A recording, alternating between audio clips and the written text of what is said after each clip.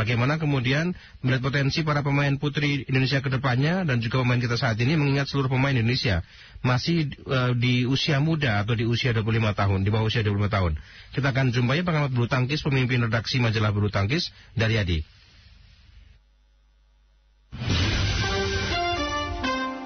Elshinta News and Talk. Pak Daryadi, ini suatu kabar baik, kemenangan buat Indonesia ya, meskipun itu adalah pemain lapis ya, bukan pemain utama dan masih pemain-pemain muda. Targetnya tidak sampai juara, tapi bisa membawa pulang trofi juara. Ini sebenarnya potensi pemain putri kita bagaimana, Pak Daryadi? Iya, saya kira ini adalah sebuah kabar baik di awal tahun 2022 ini ya, Indonesia, terutama apalagi putri, karena sudah terlalu lama kita kan tidak melihat putri-putri Indonesia, bukan hanya di perorangan tapi di bergu pun juga sudah lama sekali. Memang kalau melihat di kejuaraan Asia ini, event yang dipertandingkan boleh dibilang peserta dari turnamen ini memang tidak seluruh kekuatan terbaik di Asia tampil di sini ya Mas ya. Yeah. Bahkan Cina juga memilih tidak tampil, kemudian juga Thailand, kemudian juga Jepang pun kemarin yang seharusnya menjadi lawan Indonesia di semifinal memberikan kemenangan WO untuk Indonesia. Kemudian juga Korea juga yang menjadi lawan Indonesia. Boleh dibilang yang diturunkan adalah pemain-pemain lapis kedua. Jadi kan kalau pemain utama mereka kan sebetulnya tunggal utama mereka ada An Se-young, kemudian Kim Ja-eun.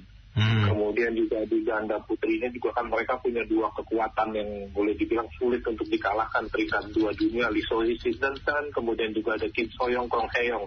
Kalau mereka yang turun full tim mungkin ceritanya beda. Tapi terlepas dari itu, bahwa apa yang sudah dicapai oleh putri-putri Indonesia di ajang kejuaraan Asia ini adalah sebuah pencapaian yang luar biasa. Yang tampil di sini adalah memang pemain-pemain muda yang sebetulnya adalah memang kalau di nomor tunggal ini adalah kekuatan terbaik sebetulnya yang dimiliki Indonesia saat ini. Grego, Putri KW, kemudian juga ini adalah dua tunggal putri terbaik Indonesia yang diharapkan akan cemerlang nanti ke depan. Sementara di ganda putri yang sebetulnya kita punya kekuatan terbaik adalah Grace Apri, kemudian juga ada Rita dan Siti Padia. Namun di ganda putri diberikan kesempatan kepada pemain-pemain yang lebih muda dan ternyata mampu mereka menjawab kepercayaan ini dengan baik. Saya kira ini adalah prestasi yang luar biasa. Harapannya momentum ini bisa dijaga, terutama di persaingan yang sesungguhnya nanti di bulan Mei nanti di ajang Piala Uber yang berlangsung di Thailand nanti. Karena itulah sebetulnya ujian yang sesungguhnya. Tapi ini adalah menjadi bekal yang berharga saya kira Mas. Ya, ini artinya sebenarnya ajang BATC ini bisa dikatakan tidak terlalu bergengsi juga Pak Daryadi, atau bagaimana? Ya, saya kira memang dikatakan bergengsi karena ini kan turnamen ini untuk nomor bergu baru dimainkan sejak tahun 2016. Ya. 2016 pertama kali menjadi juara adalah tim Cina, kemudian 2018 Jepang, 2020 kemarin di Manila, Jepang, dan di yang keempat ini Indonesia yang menjadi juara. Banyak negara yang memutuskan memilih untuk tidak tampil di sini. Tentu punya pertimbangan yang masak mereka ya. Dalam situasi pandemi masih Omikron juga masih melanda dunia saat ini, Cina memilih tidak tampil karena mereka juga kan berhitung sebagai juara bertahan mereka sudah pasti lolos ke Piala Uber di bulan Oktober. Thailand juga sebagai tuan rumah otomatis punya tiket untuk lolos ke Piala Uber. Jadi mereka lebih memilih untuk katakanlah bermain aman. Aman dalam artian 3 pekan ke depan nanti sudah akan berlangsung rangkaian tur Eropa. Dimulai dari Jerman Open, All England, kemudian juga ada Swiss Open, terus merangkai nanti tidak putus-putus. Jadi ketika mereka akan berhitung kalau terjadi sesuatu tampil di kejuaraan Asia ini, katakanlah ada pemain yang harus terpapar, yang harus menjalani karantina, sehingga mereka berpikir kalau mereka sudah punya tiket aman ke Piala Uber, makanya ada yang memilih tidak tampil. Kalaupun ada yang memilih tampil seperti Jepang dan Korea, mereka tetap menurunkan pemain-pemain lapis kedua. Yang terpenting targetnya lolos semifinal, maka tiket ke Piala Uber mereka sudah dapat. Makanya Jepang kemarin memilih tidak tampil karena hitungan kalau saya melihat ya mereka sudah dapat lolos ke Piala Uber kok dengan lolos ke semifinal, makanya akhirnya mereka memilih untuk tidak bertanding lawan Indonesia. Jadi kelihatan sekali pengototan negara-negara untuk menjadi juara di kejuaraan Asia ini memang tidak tinggi gitu loh. Dan inilah momentum yang sebetulnya dimanfaatkan dengan baik oleh Indonesia. Menurunkan pemain muda ya. Negara lain, menurunkan pemain-pemain lapis kedua ketika banyak negara-negara utama seperti Taiwan, kemudian juga Thailand, kemudian juga Cina tidak tampil. Momentum ini bisa dimanfaatkan dengan baik oleh tim putri Indonesia. Kalau semisal tim-tim Thailand, Cina, kemudian Taiwan, Jepang barangkali ya tampil, ini bagaimana? Kira-kira prediksinya. Tapi sebelum dijawab Pak, ada pendengar yang bergabung, ada Pak Muksan di Tangerang, kita akan sapa. Pak Muksan silakan.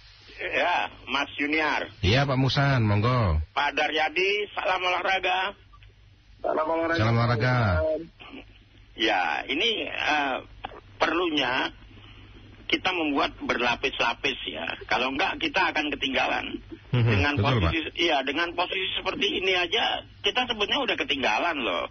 Ketinggalannya gimana Pak Musan? Nah, sebetulnya Gregorius Mariska Tunjung itu bukan lapis 2, dia pemain utama. Kalau ada yang mengatakan dia lapis 2 ya salah. Dia pemain inti gitu. Sementara kita nih sekarang Asia, kita udah semakin ketat. Putri itu kita udah ketinggalan. Kita udah di bawah Jepang, di bawah Korea, bahkan kita nih di bawah Thailand sekarang ini ya. Kalau katakanlah seimbang lah, katakanlah. Kita nih di Asia aja kita udah nggak lagi kampion gitu kan. Nah, kalau kita nggak dari sekarang membuat berlapis-lapis, kita akan repot. Jadi kan semua pemain dalam keadaan sekarang ini konsentrasi di Birmingham semua. Semua pemain konsentrasi di Birmingham, nggak ada yang bermain-main di luar itu, karena persiapan All England itu ya itu kan setahun sekali, tapi gengsinya untuk pribadi-pribadi itu sangat tinggi. Jadi kalau Anda main bulu tangkis, kalau belum gantung raket, tapi nggak pernah juara All England, Anda belum pernah merasakan jadi pemain bulu tangkis. Itu kan intinya seperti itu. Jadi kalau saya katakan, saya tidak mengurangi rasa hormat ya perjuangannya. Saya tetap ucapkan selamat bahwa ini perjuangan yang sangat bagus. Cuma perlu diketahui bahwa kita tidak punya lapis tunggal. Tunggal putri kita nggak ada lapisnya. Masih ketinggalan gitu. Sementara ganda kita cuma punya 1, yang di bawahnya masih ketinggalan jauh. Gitu, ya kan? Kalau Uber kan apa mengenal ganda campuran kan enggak kan? Iya. Iya kan? Jadi ini ya tentu Uber ini paling berat. Uber kita pernah dapat, kita pernah ditakuti, disegani. Sekarang kita komposisinya sulit. Untuk membuat komposisi Uber kita itu betapa sulitnya. Kita sekarang misalnya nih kalau menghadapi yang waktu dekat ini, kita hanya paling siap Gregorius Mariska Tunjung sama Aprilia Rahayu satunya lagi siapa itu? Yaitu pasangan itu ya, satu pasangan itu. Ya kita hanya punya 2, sedangkan Uber butuh 5 kan? Ya, sangat berat, masih sangat berat kalau dari sekarang. Ya makanya hanya bulu tangkis ya yang nggak pernah berteriak-teriak begini-begini ya, kalah ya. Saya menang ya saya gitu, nggak pernah ada udara bulu tangkis, karena kan bulu tangkis sudah ya Indonesia ya bulu tangkis ya Indonesia itu sampai sekarang masih melekat ya. Saya hanya berharap ya bulu tangkis tidak boleh hilang dari reputasi di dunia internasional, karena Indonesia yang bisa mengharumkan salah satunya adalah bulu tangkis. Terima kasih. Baik, terima kasih ya Pak Muksan. Tanggapannya silahkan Pak Daryadi. Iya, setuju dengan Pak Muksan. Memang kalau untuk di tunggal putri, sesungguhnya kita kan punya pemain. Ini kan ada beberapa nama. Gregoria tetap sejak tahun 2017 sejak menjadi juara dunia di Yogyakarta, dia selalu menjadi nomor 1 Indonesia. Sebetulnya kan di bawah dia secara ranking masih ada beberapa nama. Masih ada Fitriani, kemudian juga ada Ruseli.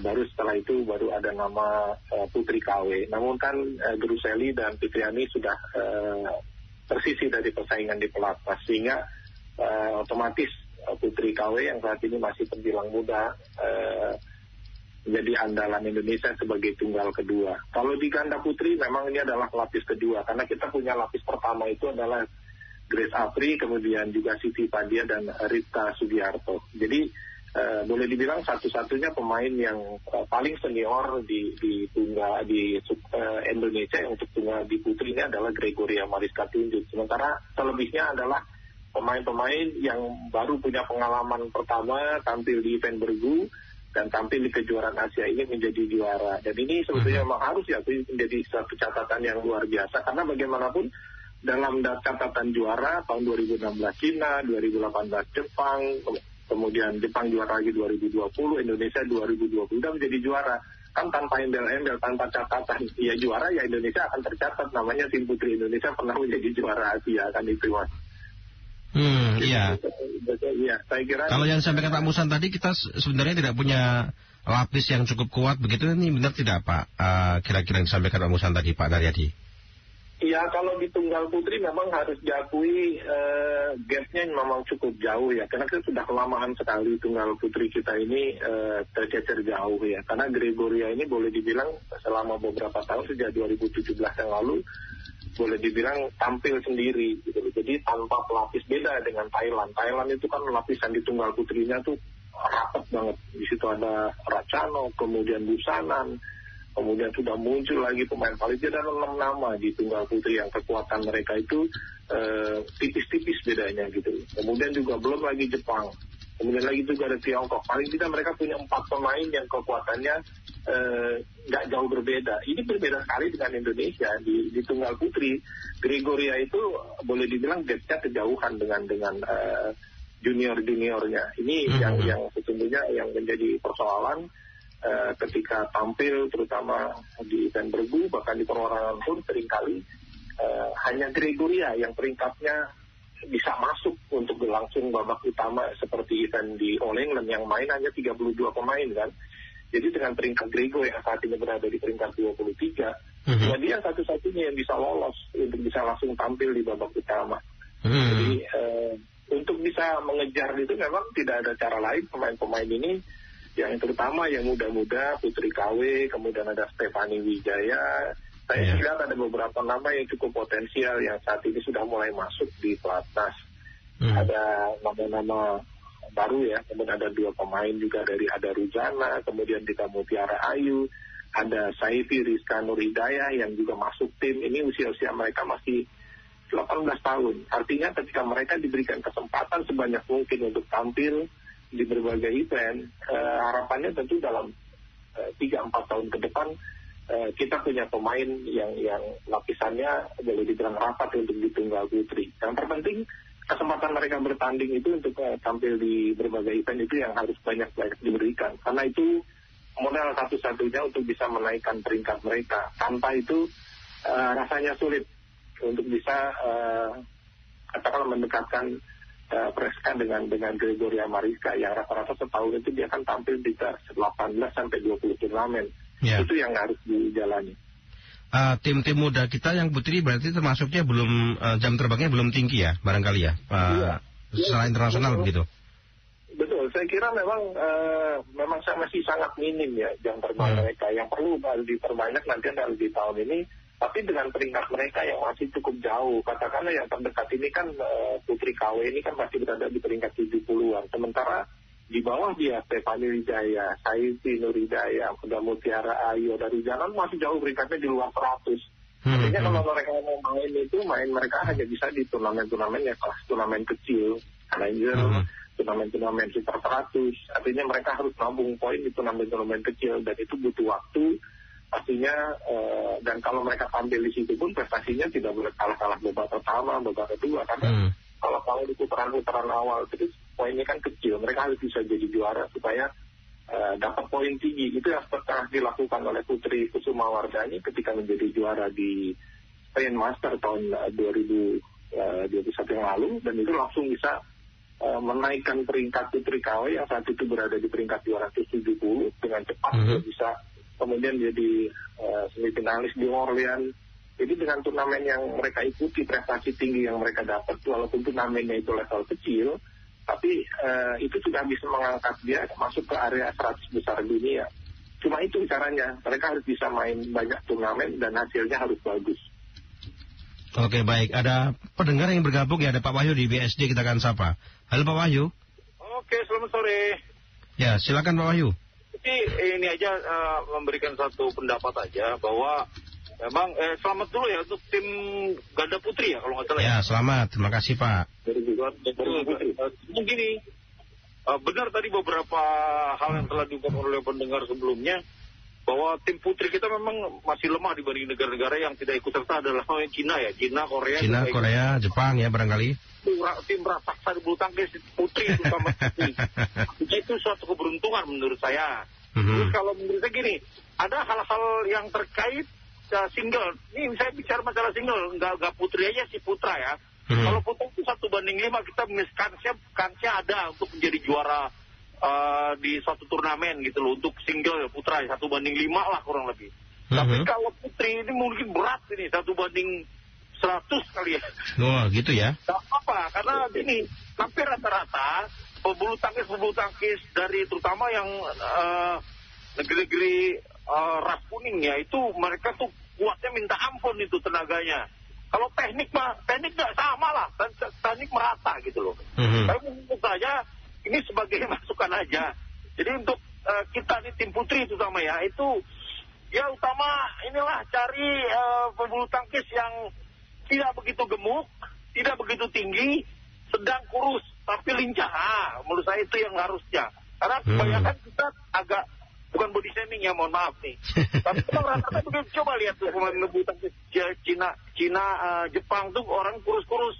Dan sekalipun ini bukan gempal tapi dia berotot dan kuat gitu, napasnya juga kuat. Menurut saya kendalanya menurut saya adalah stamina.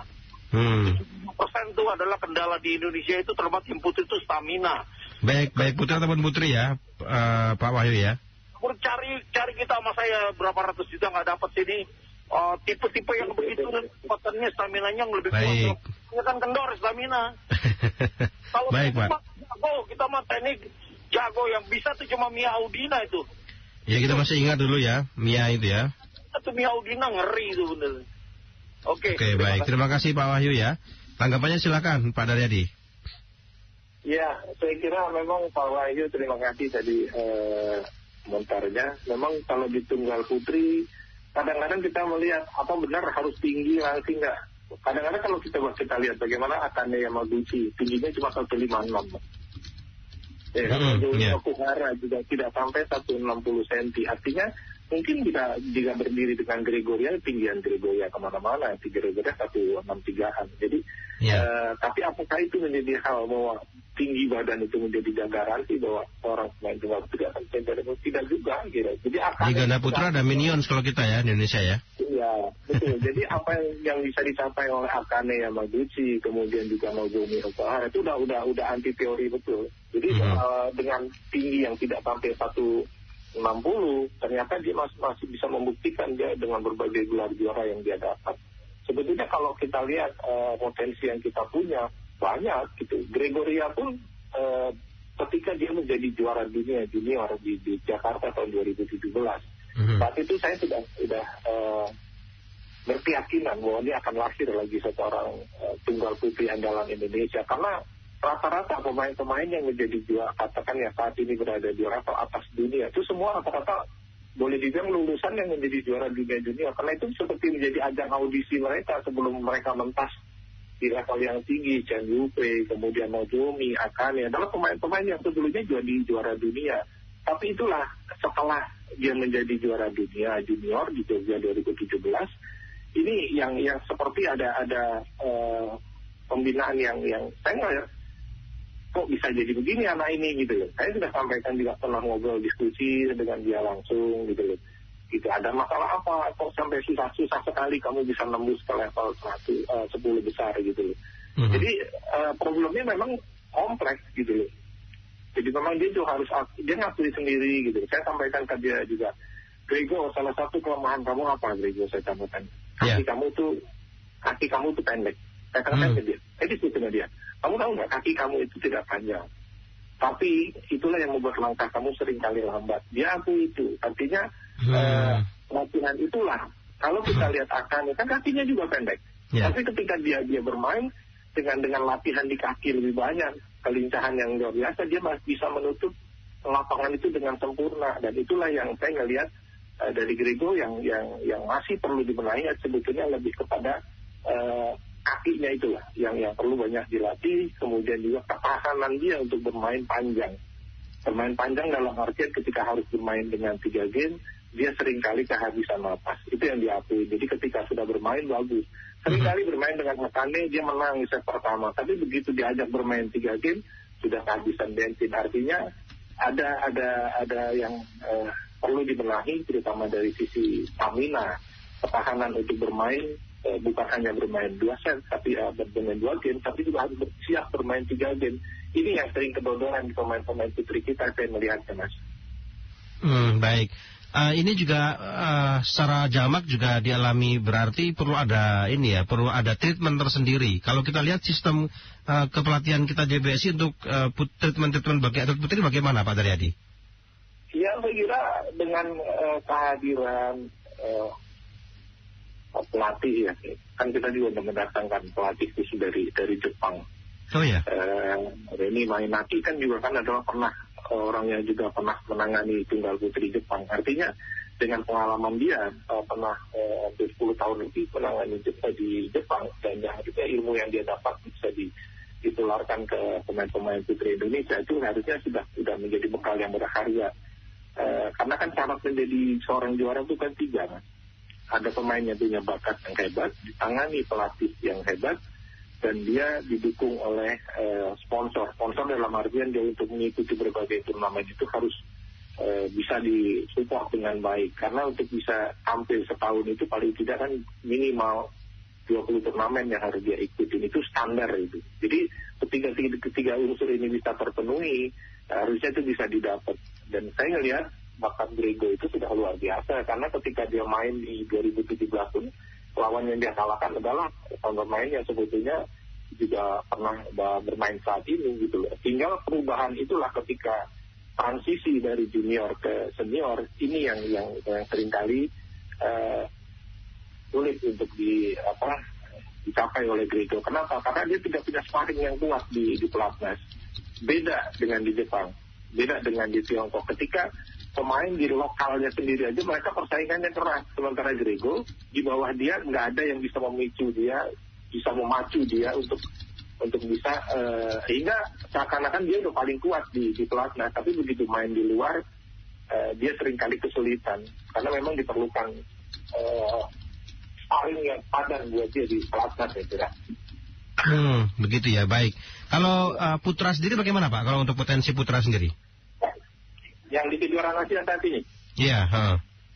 Ya, memang kalau melihat line up tim putra Indonesia kan juga kan boleh dibilang memang full dengan pemain-pemain lapis kedua, karena tidak menurunkan Ginting, Jojo, kemudian juga Cesar, kemudian ganda juga Minian sama Davis nggak turun. Malaysia juga lapis kedua juga ya, atau bagaimana untuk Malaysia?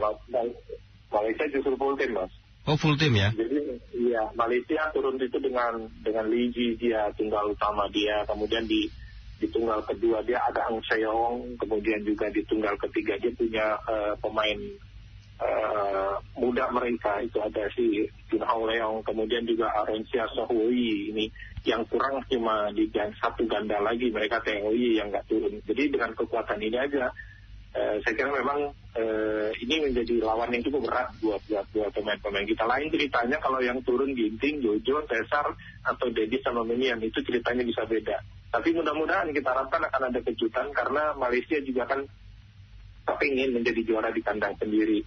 Yang itu yang dilontarkan oleh Rexy Mainaki yang saat ini menjadi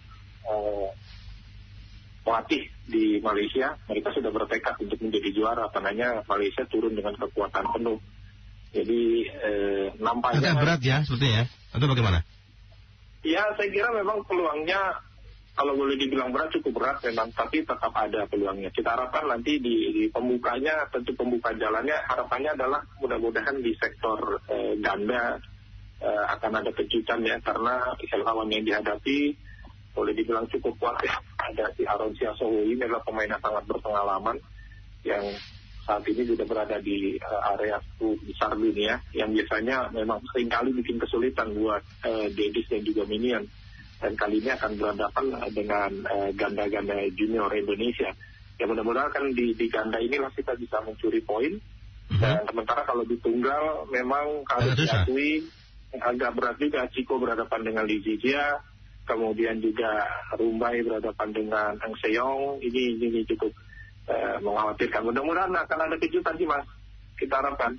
Ya, kalau ada kejutan nanti bisa bawa pulang bawa pulang Piala Indonesia, paling tidak bisa menghibur bangsa kita ya. Iya, Indonesia ini kan sejak 2016 3 kali juara, tidak terkalahkan. Untuk yang putra? Iya, bergu putra kan kita dari 3 kali penyelenggaraan sebelumnya Indonesia selalu juara. Jadi terakhir juara di Manila 2020, itu masih dengan kekuatan penuh waktu di Manila 2020, Ginting masih main, kemudian juga Juju main, Setar juga main. Sementara ini dengan lapis kedua kita sudah menjaga babak final. Saya kira ini sudah pencapaian yang luar biasa. Terlepas dari banyak negara memang yang tidak mengutus pemain-pemain apapun tidak tampil ya. Jadi memang berhadapan dengan Malaysia boleh dibilang menjadi lawan terberat yang terkuat. Kemarin lawan Singapura, untung saja mereka tidak punya kekuatan yang merata. Artinya kekuatan mereka hanya tertumpu kepada di tunggal putranya saja, di tunggal pertama. Sementara lebihnya mereka tidak rata, sehingga itu bisa diambil oleh pemain-pemain kita. Oke, baik. Harapannya ini bisa menjadi semangat dan juga pendongkrak prestasi bagi tim bulu tangkis kita baik putra ataupun putri, Pak Daryadi. Terima kasih sudah berbincang bersama El Sinta pada siang hari ini, Pak. Selamat siang, Pak Daryadi. Iya, selamat siang. Demikian mendengar wawancara kami bersama dengan pengamat bulu tangkis Daryadi.